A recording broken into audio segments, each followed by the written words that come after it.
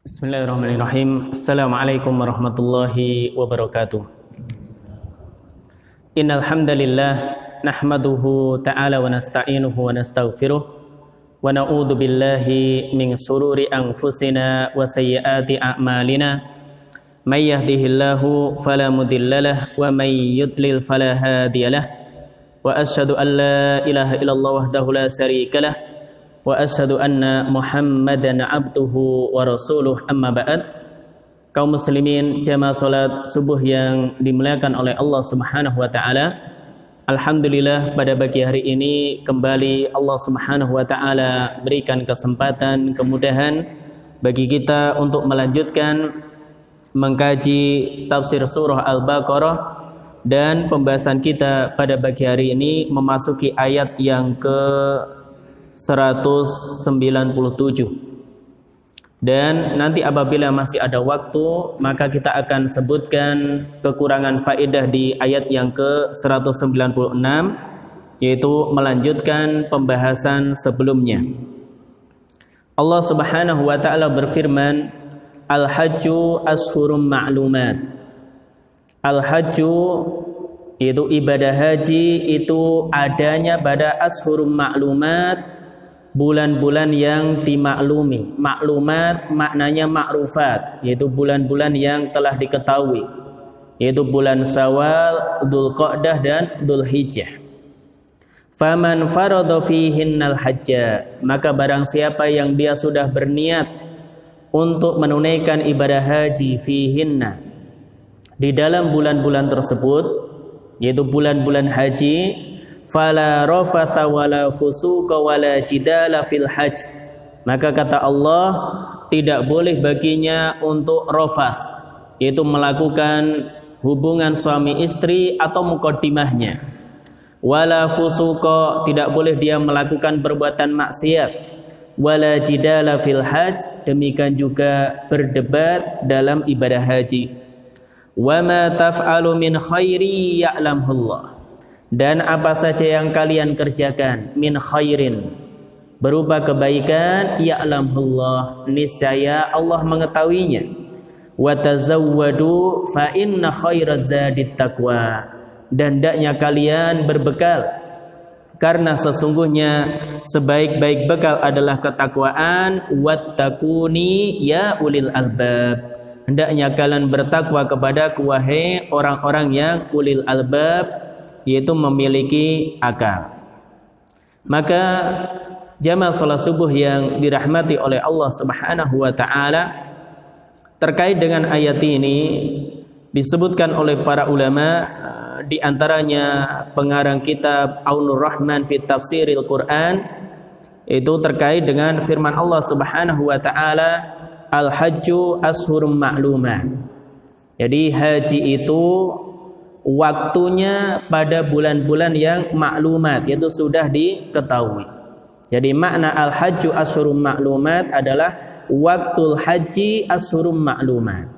Jadi waktu penunaian ibadah haji itu ada pada bulan-bulan yang telah diketahui.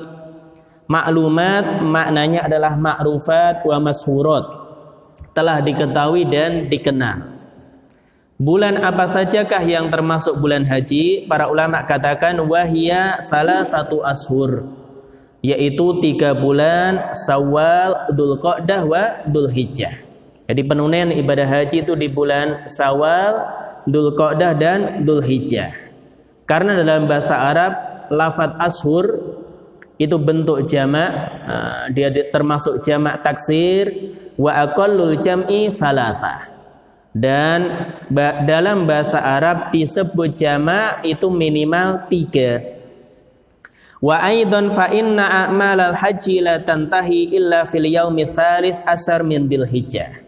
Alasan yang lain karena ibadah haji itu tidak selesai pelaksanaannya kecuali pada tanggal 13 di bulan Dzulhijjah. Jadi 13 di bulan Dzulhijjah. Kemudian mayoritas para ulama berpendapat bahwasanya yang dimaksud ashurul hajj, bulan-bulan haji, itu adalah Syawal, Dzulqa'dah dan 10 hari pertama bulan Dzulhijjah.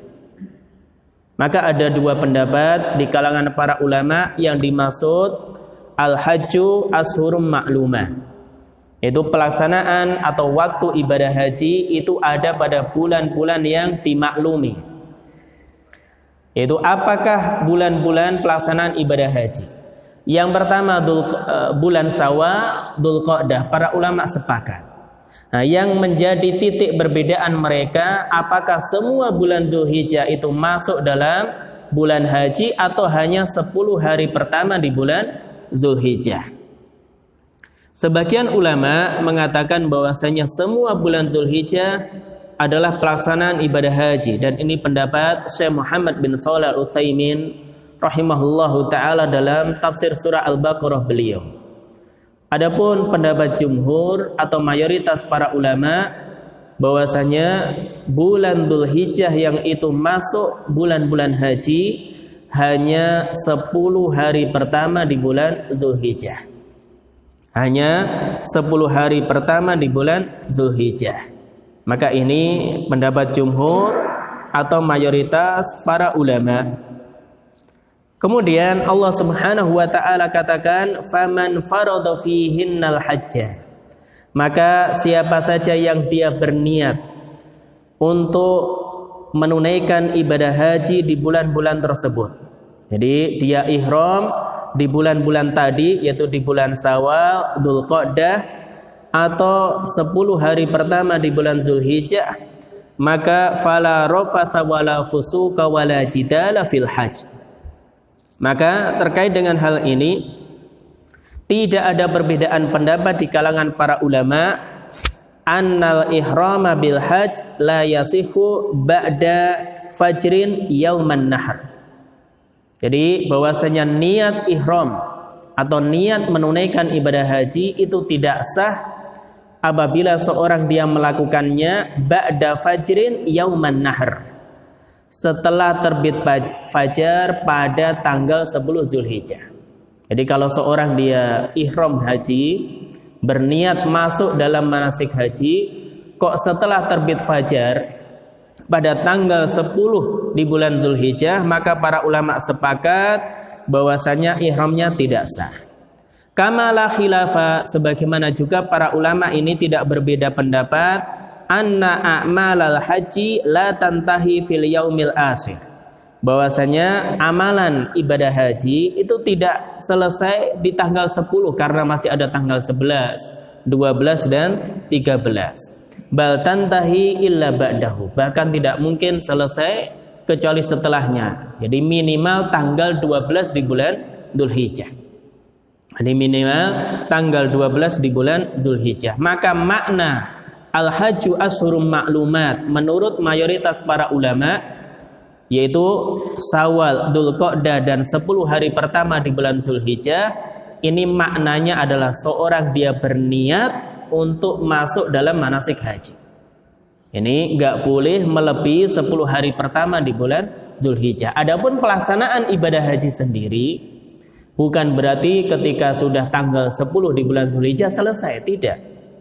Jadi minimal bahkan tanggal 12 Dzulhijjah. Nah, lebih baik lagi tanggal 13 di bulan Dzulhijjah. Maka ini makna yang disebutkan oleh para ulama al-hajju ashhurum ma'lumat. Jadi penunaian ibadah haji, seorang berniat ihram itu tidak melebihi tanggal 10 di bulan Dzulhijjah, yaitu terbit fajar di tanggal 10 bulan Dzulhijjah.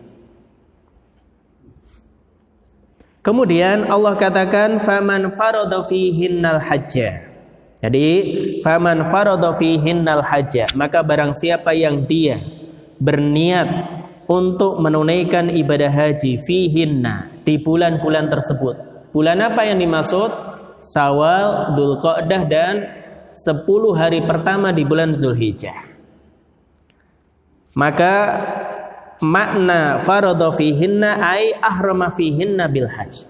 Dia ihram untuk menunaikan ibadah haji di bulan-bulan tersebut. Karena makna ihram asyuru bihi yasiruhu fardhon. Seorang dia memulai untuk berniat menunaikan manasik haji dan ini menjadi fardu baginya. Hatta walau kana hajjanafin, meskipun hajinya haji sunnah, haji yang kedua, ketiga dan seterusnya, maka ini semuanya terlarang untuk melakukan rafath, jidal, demikian juga melakukan kefasikan. Maka makna fihinna yaitu di bulan-bulan tersebut, bukan seluruh bulan, akan tetapi hanya di bulan haji, yaitu Syawal, Dzulqa'dah dan Dzulhijjah. Oleh karena itu, apabila seorang dia umroh di bulan Ramadan, ya, kemudian dia niatkan menunaikan ibadah haji sekalian, yaitu dia haji tamattu, maka tidak sah. Kalau dia umrohnya di bulan Syawal, ya, Syawal termasuk ashurul hajj, bulan-bulan haji, maka boleh. Jadi kalau umroh di bulan Ramadan kemudian dia langsung menunaikan ibadah haji, nanti setelah umroh di bulan Ramadan dia yaitu dalam hal ini tahallul, boleh bersenang-senang yang aslinya terlarang kemudian jadi boleh baginya. Kemudian dia lanjutkan tanggal 8 dia masuk yaitu menunaikan berniat untuk haji, maka ini enggak boleh. Tapi bolehnya kalau dia misalkan umroh di bulan Syawal, karena dia termasuk ashurul hajj, bulan-bulan haji, dia niat setelah selesai umroh, ya, dia lanjutkan untuk menunaikan ibadah haji, maka boleh. Tentu dia liburnya sangat lama, ya, nunggu antara Syawal ke 8 Dzulhijjah. Maka ini yang dimaksud dengan bahwasanya menunaikan ibadah haji itu pada ashurum ma'lumat, yaitu bulan-bulan yang dimaklumi, yang diketahui, yaitu bulan haji, Syawal, Dzulqa'dah dan 10 hari pertama bulan Dzulhijjah. Kemudian Allah katakan fala rafatha, maka tidak boleh baginya rafath. Maknanya fala yarfuth, di sini rafath itu maknanya al-jima wa muqaddimatuhu al-fi'liyah wal qauliyah. Tidak boleh seorang dia melakukan hubungan suami istri dan muqaddimahnya, baik itu perbuatan ataupun ucapan. Maka makna rafath di sini adalah al-jima. Oleh karena itu Allah katakan uhilla lakum lailatas siyam ar-rafathu ila nisaikum. Dibolehkan, dihalalkan untuk kalian pada malam-malam as-siyam, yaitu malam-malam puasa di bulan Ramadan, ar-rafathu ila nisaikum. Kalian rafath kepada istri-istri kalian, maknanya al-jima' wa muqaddimatuhu, seorang dia berhubungan suami istri atau muqaddimahnya. Wala fusuqa, dan seorang dia tidak boleh melakukan kefasikan. Apa itu makna fusuk? Makna fusuk itu al-khuruj an ta'atillah, seorang dia keluar dari ketaatan kepada Allah Subhanahu wa taala. Atau mudahnya dalam bahasa kita, seorang dia bermaksiat, ya, bitarkil ma'murat wartikabil mahdurat, yaitu baik dengan meninggalkan apa yang Allah perintahkan atau dia mengerjakan apa yang Allah larang. Oleh karena itu Allah sebutkan iblis, yaitu illa iblis kana minal jin, kecuali iblis. Iblis ini termasuk dari golongan jin. Fafasaqa an amri rabbih, maka dia fafasaqa an amri rabbih, dia melakukan kefasikan, yaitu dari perintah Rabbnya, perintah Allah. Artinya dia keluar dari ketaatan kepada Allah Subhanahu wa taala. Dia tidak melaksanakan perintah Allah Subhanahu wa taala untuk sujud kepada Nabi Adam alaihi salam. Maka makna fasik secara bahasa al-khuruj an ta'atillah, seorang dia keluar dari ketaatan kepada Allah Subhanahu wa taala. Demikian juga misalkan di ayat yang lain di surah Al-Hujurat Allah katakan wa karraha ilaikumul kufra wal fusuqa wal isyan, dan Allah Subhanahu wa taala menjadikan untuk kalian itu benci kepada kekufuran, kefasikan dan isyan, yaitu durhaka atau pelanggaran. Maka fusuk di sini itu maknanya keluar dari ketaatan kepada Allah Subhanahu wa taala. Maka Nabi katakan juga sibabul muslim fusukun, mencela seorang muslim adalah kefasikan. Jadi wa qitaluhu kufrun, adapun membunuhnya adalah kekufuran. Maka jika ada yang bertanya, apakah kefasikan ini dibolehkan di luar bulan-bulan haji atau ketika seorang tidak menunaikan ibadah haji? Jawabannya tidak boleh. Jadi seorang juga tidak boleh bermaksiat selain dalam pelaksanaan ibadah haji. Akan tetapi kenapa Allah sebutkan, jadi faman farada fihinnal hajja fala rafatha wala fusuqa wala jidala fil hajj. Maka di sini para ulama katakan wa wuqu'ul fusuqi fil hajj fil haram asaddu wa aqdam. Karena seorang ketika bermaksiat dalam ibadah haji, bermaksiat di tanah suci, maka ini asaddu wa aqdam. Dosanya lebih besar, lebih agung di sisi Allah Subhanahu wa taala. Maka ini dosanya lebih besar. Wala siyama al-ikhlalu biwajibatil hajj. Terlebih lagi tatkala dia melanggar kewajiban haji. Wartikabi mahdhuratihi, atau dia melakukan perbuatan yang terlarang dalam ibadah haji. Maka ini terlarang. Jadi maksiat di luar ibadah haji terlarang. Tapi tatkala seorang dia menunaikan ibadah haji kok dia bermaksiat, maka ini lebih terlarang. Oleh karena itu, apabila seorang dia menunaikan ibadah haji, dia tidak melakukan perbuatan maksiat, tidak melakukan hubungan suami istri ketika menunaikan ibadah haji, ya kan? Ketika ihram dalam ibadah haji tersebut ataupun muqaddimahnya, maka hajinya termasuk haji yang mabrur, bisa menggugurkan dosa-dosa dia. Oleh karena itu Rasulullah sallallahu alaihi wasallam dalam hadis yang sahih beliau bersabda, man hajja walam yarfuth walam yafsuk raja'a min dunubihi kayaumin waladathu ummu. Siapa yang menunaikan ibadah haji walam yarfuth, dia tidak berbicara jorok, tidak berhubungan suami istri ketika itu, ya. Demikian juga walam yafsuk, dan dia tidak melakukan perbuatan maksiat, maka roja'a an dunubi, dia kembali min dunubihi, dari dosa-dosanya, kayaumin waladathu ummu, sebagaimana dilahirkan oleh ibunya. Maka hadis ini dijadikan dalil oleh sebagian ulama bahwasanya amalan haji bisa menggugurkan dosa, bahkan dosa besar.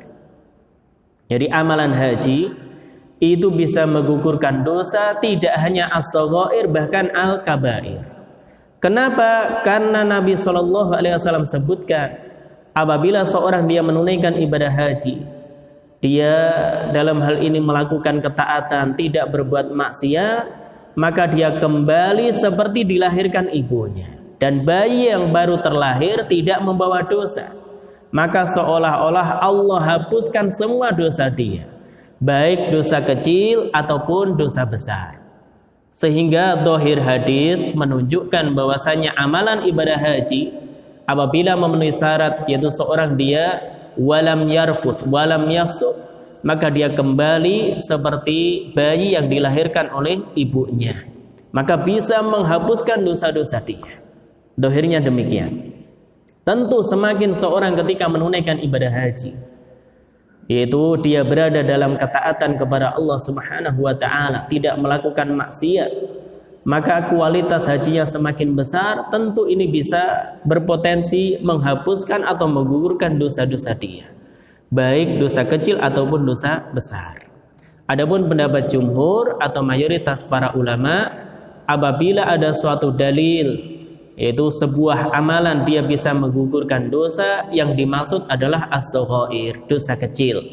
Adapun dosa besar itu akan dihapuskan oleh Allah apabila seorang dia bertaubat kepada Allah Subhanahu wa taala.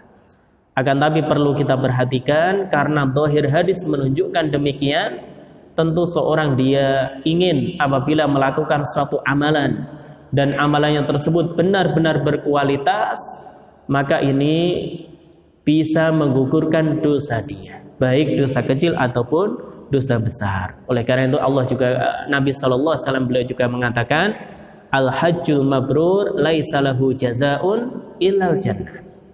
Jadi haji yang mabrur berasal dari kata bir, artinya melakukan kebaikan. Haji yang benar-benar mabrur itu seorang ketika haji dia tidak melakukan perbuatan maksiat, dia taat kepada Allah Subhanahu wa taala, dia isi hajinya dengan ibadah-ibadah, laisa lahu jazaa'un illal jannah, maka tidak ada balasan baginya melainkan surga. Maka ini pahala yang besar bagi orang yang menunaikan ibadah haji dan hajinya haji yang mabrur. Maka makna wala fusuqa demikian. Dan ini lebih terlarang dalam ibadah haji. Bukan berarti selain ibadah haji boleh. Kemudian Allah katakan wala jidala fil hajj. Demikian juga tidak boleh melakukan jidal. Jidal maknanya yaitu seorang dia berdebat yang bisa menimbulkan perselisihan, bahkan bisa menimbulkan permusuhan di antara kaum muslimin. Maka ini tidak dibolehkan, baik fi ahkami wa masaili, terkait hukum haji atau masalah-masalah dalam haji, apalagi debat dalam masalah dunia ketika menunaikan ibadah haji. Maka ini lebih terlarang. Kenapa? Kata para ulama, li'anna dzalika yu'addi ilal musajarah wal adawa. Karena ini akan bisa menimbulkan permusuhan. Maka berdebat itu bisa menimbulkan permusuhan. Maka ini debat ini di selain ibadah haji terlarang, akan tapi tatkala seorang dia menunaikan ibadah haji, maka ini lebih terlarang lagi. Kemudian catatan, ammal jidal billati hiya asan li bayanil haq wa raddal batil fahuwa wajibun ala dawam. Adapun seorang dia mendebat yaitu dengan cara yang lebih baik untuk menjelaskan kebenaran atau untuk menolak yaitu kebatilan, maka ini hukumnya wajib bagi yang mampu, yaitu ala dawa, seterusnya fi kulli zaman wa makan, di setiap waktu dan tempat. Maka Allah katakan wajadilhum billati hiya ahsan, dan debatlah mereka dengan cara yang lebih baik. Jadi debatlah mereka dengan cara yang lebih baik. Adapun berdebat yang terlarang tadi yuaddi al-adawah, yang bisa berdampak kepada permusuhan. Kemudian Allah katakan wa ma taf'alu min khairin, dan apa saja yang kalian kerjakan min khairin berupa kebaikan, ya'lamullah, Allah pasti mengetahuinya. Kalau dalam usul fiqh min khairin, khairin di sini nakirah. Nakirah itu ditanwin, bukan minal khairi, tapi Allah katakan wa ma taf'alu min khairin, dan apa saja yang kalian lakukan berupa kebaikan.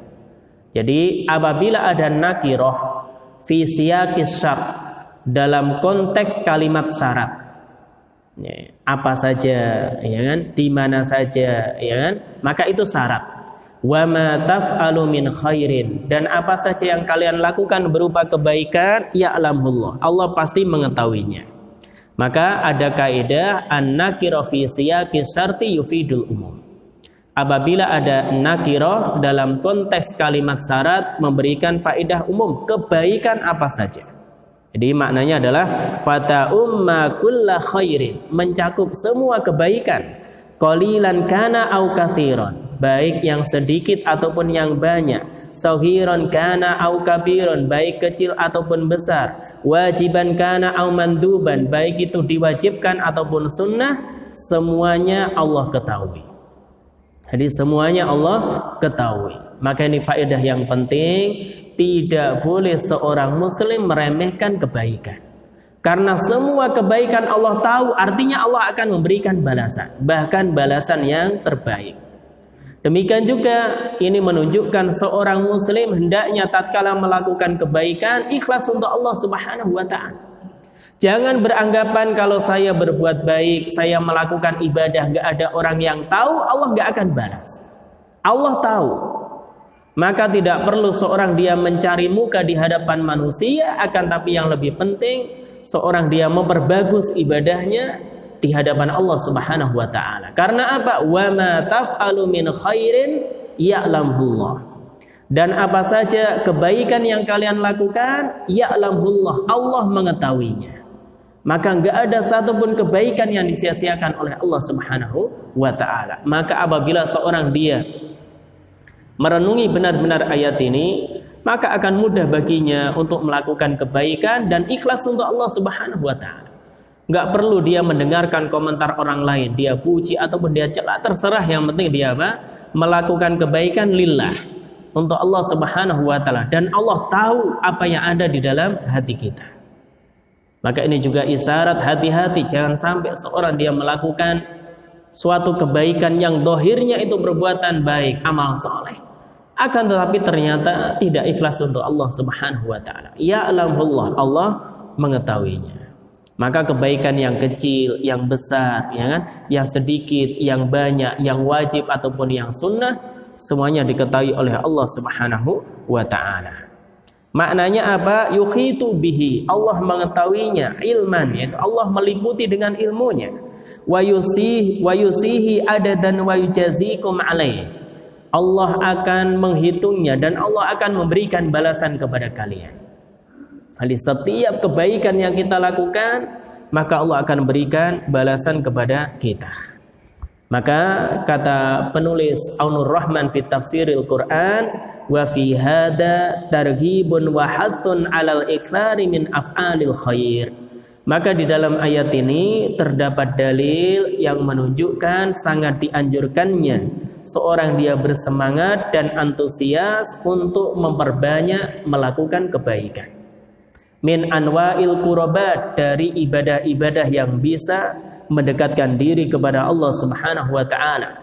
Min salatin wa tawafin wa siyamin, baik itu berupa salat, kemudian memperbanyak tawaf ketika ibadah haji, puasa, sedekah, ihsani fi'liyin au qauliyin, baik itu yaitu berbuat baik berupa perbuatan ataupun perkataan. Kenapa demikian dianjurkan memperbanyak kebaikan? Wa annahu lan yudayyi'a indallahi azza wajalla, karena semuanya itu terhitung di sisi Allah, Allah tidak akan menyia-nyiakannya. Jadi Allah tidak akan menyia-nyiakannya. Maka Allah katakan, "Famay ya'mal mithqala dzarratin khairan yarah." Maka siapa saja yang dia yaitu melakukan kebaikan mithqala dzarrah, sebesar dzarrah, seberat dzarrah, maka berupa kebaikan yarahu, dia akan melihatnya. Jadi Allah Subhanahu wa taala akan melihatnya. Demikian juga Allah katakan di ayat yang lain, misalkan di surah Al-Anbiya ayat 47, Allah katakan, wa in kana mithqala habbatin min khardalin ataina biha wa kafa bina hasibin. Dan apabila ada sebesar yaitu habbah, yaitu sebesar biji, min khardalin ataina biha, yaitu suatu yang sangat kecil, maka kami akan datangkan hal tersebut. Wa kafa bina hasibin, dan cukuplah bagi kami untuk menghisapnya. Maka semuanya tidak akan disia-siakan oleh Allah Subhanahu wa taala. Wa may ya'mal minas solihati wa huwa mu'min fala yakhafu dzulma wala hadma. Maka siapa yang dia beramal soleh, melakukan suatu amalan soleh dan dia seorang mukmin, maka jangan khawatir dia akan didolimi oleh Allah Subhanahu wa taala. Maka Allah Subhanahu wa taala akan berikan balasan kepadanya. Kemudian Allah katakan, wa tazawwadu, hendaknya kalian berbekal, fa inna khairaz zadit taqwa, sesungguhnya sebaik-baik bekal adalah ketakwaan. Maka terkait ayat ini, sababun nuzulnya disebutkan oleh Ikrimah dari Ibnu Abbas. Ibnu Abbas katakan, kana ahlul Yaman yahujjun. Jadi penduduk Yaman mereka hendak menunaikan ibadah haji. Wala yatazawwadun, akan tapi mereka tidak membawa bekal. Wa yaqulun, dan mereka katakan, nahnu al-mutawakkilun, kami ini orang-orang yang bertawakal. Fa idza qadamu Makkah sa'alun nas, tapi tatkala mereka sampai di Mekah mereka minta-minta kepada orang lain. Sehingga Allah turunkan ayat ini, wa tazawwadu, hendaknya kalian berbekal ketika akan menunaikan ibadah haji. Fa inna khairaz zadit taqwa, dan sebaik-baik bekal adalah ketakwaan. Maka ini dalil tawakal yang benar, bukan sekedar tawakal saja, akan tapi seorang dia mengambil sebab. Seorang dia sudah membawa bekal, akan tapi misalkan kehabisan bekal atau hilang bekalnya, tidak mengapa dalam hal ini. Tapi seorang dikatakan saya bertawakal, kami bertawakal, tapi tidak mengambil sebab, maka ini bentuk tawakal yang keliru. Di dalam ayat ini Allah katakan watazawwadu, hendaknya kalian berbekal. Azzad ai ma yatazawwadu bihil musafir fi safari, yaitu sesuatu yang dijadikan oleh orang yang safar, yaitu sebagai bekal, yaitu safar dalam ibadah hajinya. Bima tahtajunahu min malin wa ma'kulin wa masrobin, yaitu dari bekal yang dibutuhkan ketika menunaikan ibadah haji, berupa harta, makanan, minuman, peralatan, dan selainnya. Kenapa? Li'annal wajib 'alal insan an yastaghniya bima atahullah. Karena seseorang dia wajib baginya untuk merasa cukup dengan apa yang telah Allah berikan kepadanya. Amma fi aidin nas, dibandingkan dia minta-minta kepada manusia, mastata'a ila dzalika sabila, selama seorang mampu untuk tidak minta-minta kepada manusia.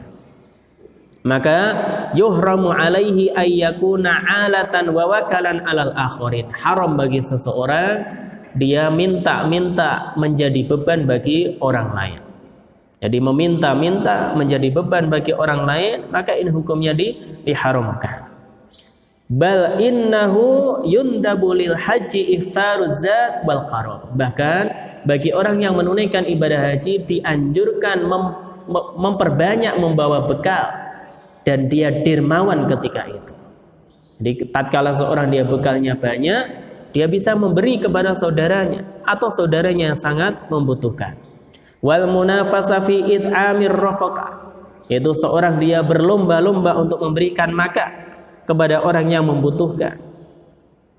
Bahkan kalau kita dapati ketika pelaksanaan ibadah haji, bagaimana pemerintah Saudi, demikian juga masyarakat di sana berlomba-lomba untuk memberikan apa yang mereka miliki, memberikan air ketika di Arafah dan seterusnya. Dan ini termasuk amalan yang mulia. Kemudian Allah katakan fa inna khairaz zadit taqwa, sesungguhnya sebaik-baik bekal adalah ketakwaan. Maka sebagaimana Allah sebutkan sebaik-baik pakaian itu adalah takwa, wa libasut taqwa dzalika khair, dan pakaian ketakwaan itu yang lebih baik. Apa maknanya? Maknanya fa inna khairaz zat wa anfa'uhu lil ibad fil hali wal ma'al wal ma'ad wa ablaghahu wa awsalahu ilal maqsud taqwallah. Bahwasanya sebaik-baik bekal dan yang paling bermanfaat bagi seorang hamba di waktu sekarang dan yang nanti, yaitu di akhirat kelak, dan akan menyampaikan dia kepada tujuan adalah bertakwa kepada Allah Subhanahu wa taala. Bi fi'li awamirihi wajtinabi nawahihi, yaitu dengan mengerjakan perintah dan menjauhi larangannya. Fahuwa khairuz zat fid dunya wal akhirah. Ini adalah sebaik-baik bekal di dunia dan di akhirat. Kenapa ketakwaan disebut sebaik-baik bekal? Para ulama katakan kalau bekal di dunia ketika safar mungkin habis, manfaatnya mungkin habis. Tapi wahiyazat allati la yanqati naf'uhu. Takwa itu adalah bekal yang tidak akan terputus manfaatnya. Ya, lidaril lati la tazulu, yaitu untuk kehidupan di akhirat kelak. Maka kalau bekal mungkin akan habis di dunia, manfaatnya selesai. Ya, seorang safar membawa bekal makanan, minuman, manfaatnya selesai di dunia. Tapi kalau seorang dia membawa bekal terbaik ketakwaan selain bekal yang tadi, maka manfaatnya tersebut la yanqati'u naf'uhu, manfaatnya tidak akan terputus. Ya, tatkala seorang dia sudah kembali ke akhirat. Kemudian Allah tutup ayat ini dengan mengatakan wattaquni ya ulil albab. Hendaknya kalian bertakwa kepadaku wahai ulil albab, ai ya ashabal uqul wal afham an-nir. Wahai orang-orang yang memiliki akal dan pemahaman yang baik. pemahaman yang benar. Kemudian kita masuk ke faedah yang bisa kita ambil atau kita petik dari ayat ini, yaitu surah Al-Baqarah ayat 197.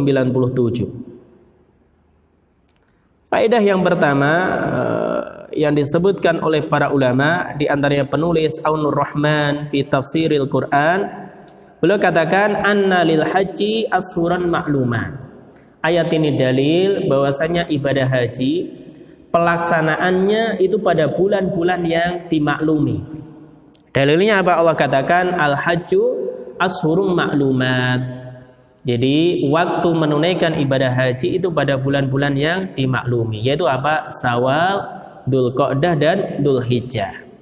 Ini pendapat yang pertama. Adapun pendapat yang kedua, pendapat jumhur, Syawal, Dzulqa'dah dan 10 hari pertama di bulan Dzulhijjah. Jadi 10 hari pertama di bulan Dzulhijjah. Kenapa tadi? Wala khilafa baina ahlil ilm, karena para ulama tidak berbeda pendapat, annal ihrama bil hajj, bahwasanya ihram dalam ibadah haji la yasihu ba'da fajrin yauman nahar, tidak sah apabila ditunaikan setelah terbit fajar pada tanggal 10 di bulan Dzulhijjah. Sebagaimana mereka sepakat bahwasanya tanggal 10 di bulan Dzulhijjah bukan selesai pelaksanaan ibadah haji. Ya, bukan selesainya ibadah haji. Oleh karena Allah katakan, "Faman ta'ajjala fi yaumaini fala itsma alaih." Maka seorang yang dia ingin, ya kan, menyegerakan untuk melempar jamarat, melempar jumrah dalam 2 hari, fala itsma alaih, maka enggak ada dosa baginya. Wa man ta'akhkhara fala itsma alaih. Demikian juga orang yang ingin mengakhirkan sampai tanggal 13 juga tidak ada dosa baginya. Maka tanggal 10 itu bukan menunjukkan ibadah haji sudah selesai, tidak. Akan tapi para ulama sepakat seorang dia ihram, memulai ihramnya yaitu setelah terbit fajar di bulan tanggal 10 Dzulhijjah, maka tidak sah. Kenapa? Karena dia harus wukuf di Arafah. Dan wukuf di Arafah itu yang utama ba'da zuhur sampai sebelum tenggelam matahari. Tanggal 9 di bulan Dzulhijjah. Oleh karena itu ketika seorang dia berada di Mina, yaitu tanggal 8 Dzulhijjah atau hari Tarwiyah, setelah duha dia berangkat ke Mina, maka dianjurkan seorang ketika itu dia istirahat yang cukup di Mina, supaya apa? Nanti misalkan dari pagi tanggal 9 dia istirahat yang cukup, boleh tidur, tapi ba'da duhur tanggal 9 tatkala di Arafah sampai maghrib jangan tidur, memperbanyak doa, ya. Karena itu waktu-waktu yang mustajab. Maka dimanfaatkan benar, yaitu ba'da duhur sampai sebelum matahari tenggelam.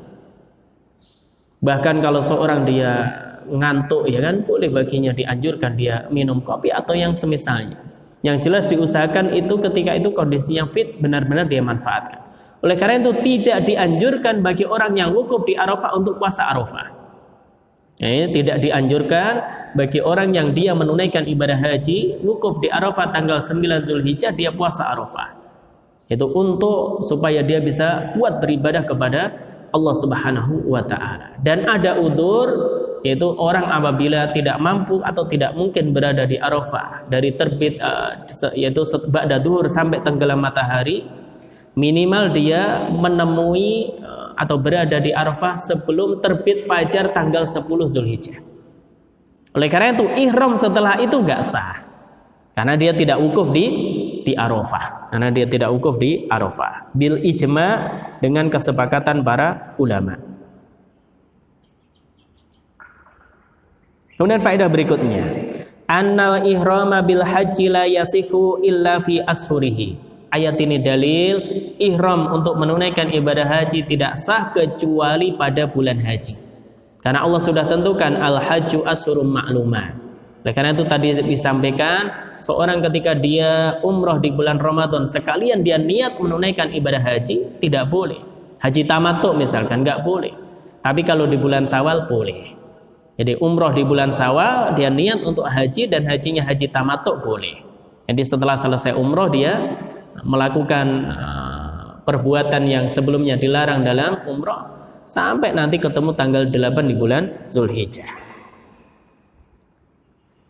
Jadi karena Allah Subhanahu wa taala sudah tentukan bulan-bulan haji.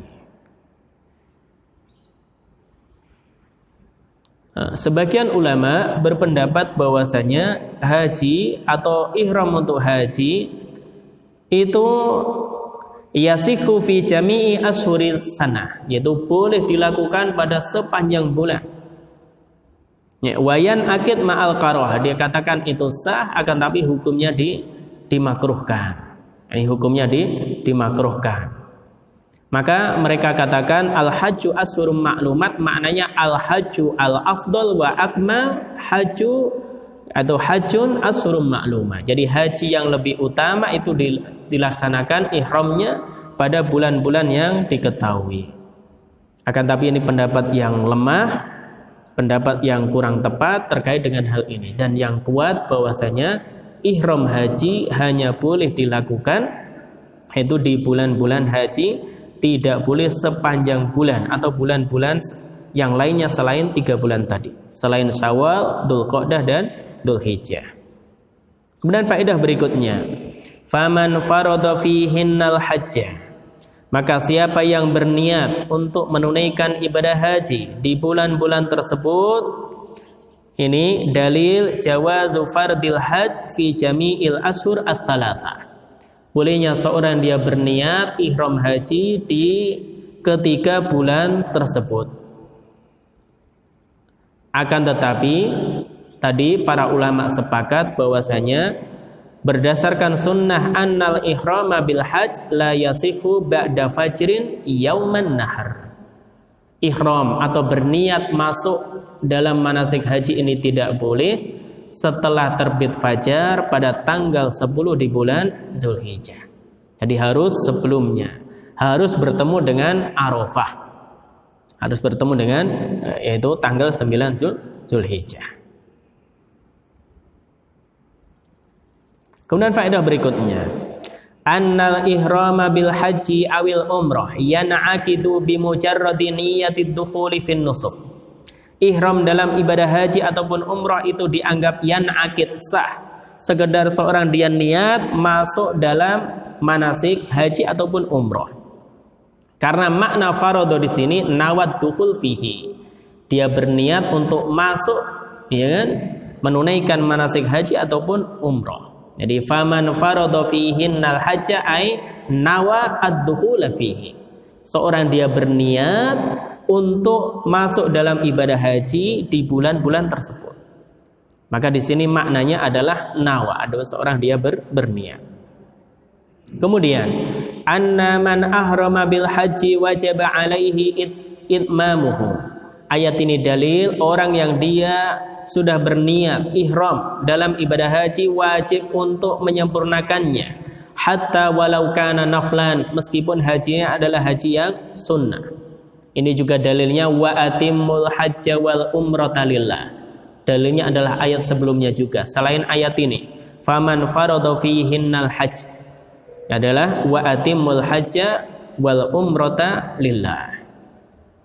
Kemudian faedah berikutnya tahrimul jima' wa muqaddimatihi wal fusuqa wal jidala wal khusuma wan niza' 'alal muhrim. Ayat ini dalil orang yang dia berada dalam ihram ibadah haji, maka haram baginya melakukan hubungan suami istri, atau muqaddimahnya melakukan kemaksiatan, yaitu dia berdebat yang menimbulkan permusuhan. Maka ini hukumnya terlarang.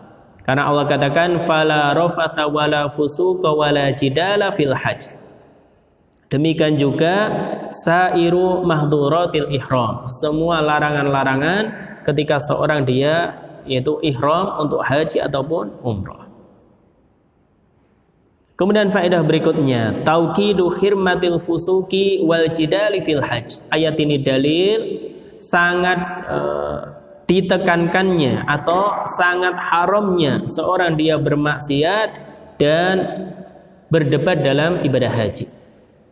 Tadi sudah disinggung, apakah ayat ini dalil berarti maksiat di luar ibadah haji berdebat di luar ibadah haji boleh? Jawabannya tidak. Akan tapi ini ditekankan untuk menunjukkan itu keharumannya lebih besar, keharumannya lebih ditekankan. Kenapa? Li hurmatil ihram waz zamani wal makan. Karena sucinya, karena agungnya ihram tersebut. Demikian juga waktu dan tempat. Jadi ingat, bulan Zulhijjah, terutama 10 hari pertama di bulan Zulhijjah, ini adalah bulan terbaik atau hari terbaik selama 1 tahun. Demikian juga tatkala seorang berada di tanah haram, ini adalah tanah yang terbaik. Ini tanah yang memiliki duhirma, yaitu memiliki kesucian, dihormati.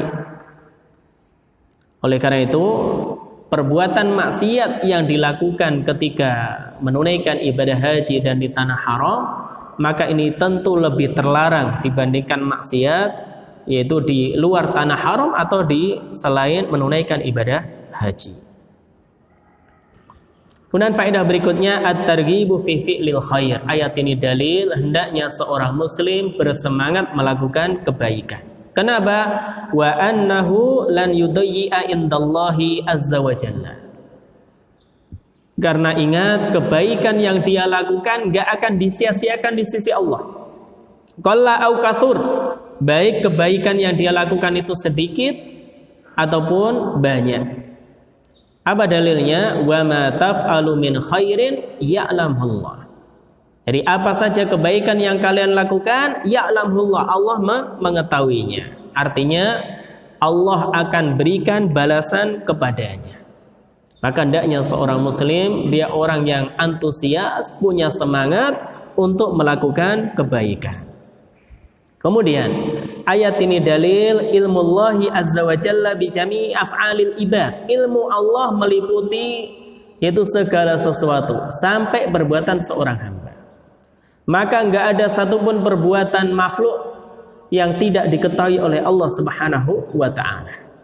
Jadi ya'lamullah ay bi kulli syai'in alimun. Allah itu mengetahui segala sesuatu. Maka ini juga terdapat isyarat hendaknya seorang muslim dia senantiasa berusaha menjadi seorang hamba yang bertakwa kepada Allah Subhanahu wa taala dimanapun dia berada. Dan Nabi katakan ittaqillaha haitsu ma kunta, bertakwalah kamu kepada Allah dimanapun engkau berada. Karena apa? Allah tahu apa yang kita lakukan. Baik tatkala di masjid, di rumah, di jalan, Allah tahu. Tatkala kita sendirian, banyak orang, Allah Subhanahu wa taala mengetahuinya. Jadi ilmu Allah meliputi segala sesuatu. Kemudian faedah berikutnya, wujubul istidadi bizzat li safaril haji wal umrah. Ayat ini dalil wajibnya seorang dia mempersiapkan bekal untuk safar dalam haji dan umrah. Wastighna anin nas, dan seorang dia tidak meminta-minta kepada manusia. Jadi tidak meminta-minta kepada manusia. Fala yajuzu kaunul insani alatan wa wakalan alal akharin. Maka tidak boleh seorang muslim keadaannya menjadi beban bagi orang lain. Maka ini diambil dari watazawwadu, hendaknya kalian berbekal. Hendaknya kalian berbekal. Ini juga ada faedah, hendaknya seorang muslim dia berusaha mencari nafkah, bekerja sesuai dengan kemampuan dia. Kalau dia dikasih orang lain dia terima, enggak masalah. Tapi bukan minta-minta atau menunjukkan dia enggak minta dengan lisannya, tapi keadaannya seperti orang yang minta. Ini juga tidak dibolehkan. Makanya itu sering diingatkan oleh para ustadz kita, ya kan? Jangan sampai seorang dia demikian. Maka haram seorang muslim dia menjadi beban bagi orang lain. Kemudian yang berikutnya, al-hathu ala tazawudi bitaqwallahi azza wajalla. Ayat ini dalil yang menunjukkan hendaknya seorang muslim dia berbekal dengan ketakwaan kepada Allah Subhanahu wa taala. Wa annaha khairu zadin fil hali wal ma'al wal ma'ad. Karena takwa adalah sebaik-baik bekal dalam kehidupan di dunia dan di akhirat. Jadi takwa ini sebaik-baik bekal di dunia dan di akhirat. Itu berdasarkan firman Allah wa tazawwadu fa inna khairaz zadit taqwa. hendaknya kalian berbekal dan ingat sebaik-baik bekal adalah ketakwaan. Maka tidak cukup seorang dia mengambil bekal hissi yang nampak, akan tapi meninggalkan bekal yang utama, yaitu ketakwaan dirinya. Ini dia menjadi hamba-hamba Allah yang bertakwa. Kemudian faedah berikutnya, anna ashabal uqul humul ladzina yattaqunallaha ta'ala. Ini faedah yang penting. Orang yang akalnya benar adalah orang yang bertakwa kepada Allah Subhanahu wa taala. Sehingga Allah katakan wattaquni ya ulil albab. Hendaknya kalian bertakwa kepadaku wahai ulil albab. Maknanya adalah orang-orang yang memiliki akal yang benar. Maka disebutkan oleh Syekh Muhammad bin Shalih Al-Utsaimin dalam faedah di tafsir surah Al-Baqarah ayat ini beliau katakan annahu kullama naqasal insanu min taqwallah kana dzalika dalilan ala naqsi aqlihi. Maka ketika itu ketakwaan seseorang itu berkurang, maka ini dalil yang menunjukkan berkurangnya akal dia. Maka semakin seorang dia melanggar aturan Allah Subhanahu wa taala, semakin berkurang akalnya. Akal apa yang dimaksud? Aklur rus, yaitu seorang dia akal untuk menerima kebenaran, taat kepada Allah Subhanahu wa taala. Jadi yang dinafikan, yang dinegasikan, yaitu seorang tidak berakal di sini bukan aklul idrak, kecerdasan. Ya, ini pengetahuan, wawasan. Boleh jadi orang kafir dia cerdas, pengetahuannya luas, akan tapi tatkala dia tidak bertakwa kepada Allah Subhanahu wa taala, maka ini akalnya berkurang, yaitu aklur rus. Oleh karena itu para ulama katakan di antaranya Syekhul Islam Ibnu Taimiyah rahimahullahu taala terkait orang-orang falasifah, yaitu ahli filsafat, beliau katakan utu zakaan walam yu'tau zakaan. Jadi mereka diberikan zaka, kecerdasan, akan tapi walam yu'tau zakaan. Mereka orang-orang ahli filsafat tidak diberikan kebersihan hati. Tidak diberikan kebersihan hati. Maka akal yang bermanfaat, aklul idrak penting. Seorang dia punya hafalan yang baik, pemahaman yang baik itu penting. Tapi aklur rus itu lebih penting. Nah, aklur rus itu lebih penting. Maka orang-orang kafir mereka berakal iya, akan tapi aklul idrak. Istilahnya aklul idrak. Mungkin cerdas secara dunianya dia cerdas. Akan tapi kecerdasannya tersebut tidak bermanfaat baginya karena tidak menjadikan dia semakin tunduk kepada Allah Subhanahu wa taala. Maka yang dimaksud di sini wattaquni ya ulil albab, hendaknya kalian bertakwa kepadaku wahai orang-orang yang memiliki akal, yaitu ashabul uqul.